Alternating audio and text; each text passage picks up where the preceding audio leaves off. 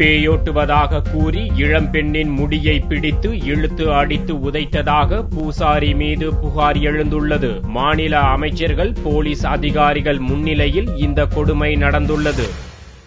பேய் பிடித்தவர்களுக்கு வேப்பிலையால் அடிக்கும் பூஜை 21ஆம் நூற்றாண்டிலும் இருக்கத்தான் செய்கிறது. உத்தரகாண்ட் மாநிலம் டேராடூன் அருகில் உள்ள நந்தாதேவி கோயிலில் பஞ்ச ஆராதனை விழா நடந்தது. பூசாரி பகவத் பூஜைகளை ஆரம்பித்தார். அப்போது பேய் பிடித்ததாக 2 இளம்பெண்கள் கொண்டு வரப்பட்டனர். மேளதாளங்கள் முழங்க பூஜைகள் உச்சக்கட்டத்தில் நடந்தபோது ஒரு இளம்பெண் தன்னை மறந்து சாமியாடினார்.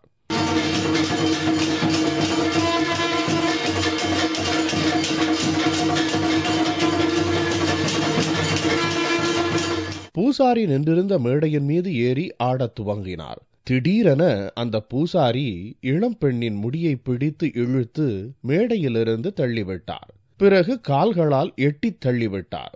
சிறிது நேரம் கழித்து ஆவேசம் வந்தவராய் அந்த பெண்ணை அடித்தார். ஆனால் பூசாரியோ தான் பேயை விரட்டுவதற்காக அவ்வாறு செய்ததாக சப்பை கட்டு கட்டுகிறார். प्रकार के होते हैं ना, जैसे 84 प्रकार के बेताल होते हैं, छल छिद्र मय मशान इत्यादि होता है, तो उनको जो है अलग अलग प्रकार से देखा जाता है। तो वहां पर वो कन्या इस रूप में नहीं थी जो जिसको हम पूजित किया जा सकती है, तो उसको भय दिखा करके लात मारने का वहां पर ये इंसिडेंट नहीं कि उसको लात मार के बाहर धकाला गया। तो कहीं कहीं पर ऐसा भी होता कि कहीं पर उग्र रूप धारण कर लेते हैं, छल छिद्र भी वो अपने आवेश में आकर के। तो मुझे ये था कि कहीं अग्नि में न गिर जाए, कहीं मूर्ति पर न लग जाए, इसलिए उसको मैंने सबसे पहले बाल पकड़ के बाहर किया गया।